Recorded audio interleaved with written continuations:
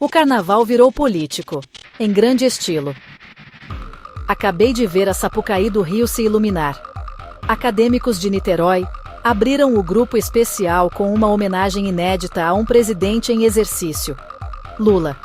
Em ano de eleição, isso é gasolina na fogueira. Lula chegou discretamente, sem entrevistas, e saiu do mesmo jeito. Janja.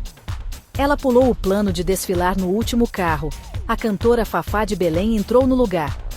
A trama percorreu a trajetória de Lula, e a avenida reagiu. Apoiadores vibraram, opositores revidaram. Isso cruza linhas eleitorais, especialmente com dinheiro público no meio.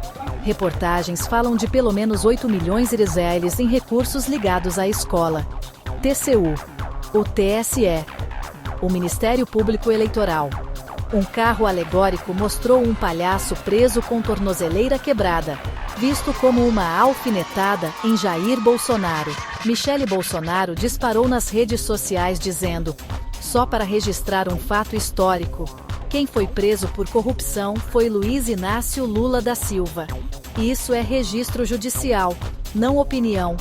Enquanto isso, Lula assistia da tribuna da Prefeitura do Rio. Prefeito Eduardo Paes. Ministros do governo. Mas com risco de acusações de propaganda eleitoral irregular, o Planalto vetou a participação de ministros no desfile e o uso de fundos públicos para comparecer. E não foi só no Rio. Em Belo Horizonte, cerca de 200 foliões reunidos por grupos conservadores desfilaram como o Bloco da Anistia, transformando o hino nacional em ritmo de carnaval.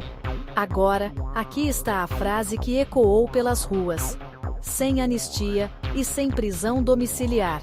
Esse grito enquadrou a noite. Ame ou odeie, a política pulou no trio elétrico. O carnaval virou palco de campanha e a bateria não perdeu o compasso. Dê um like forte, inscreva-se para mais takes rápidos. Compartilhe isso com um amigo que vive pelo drama do carnaval. Nos vemos no próximo.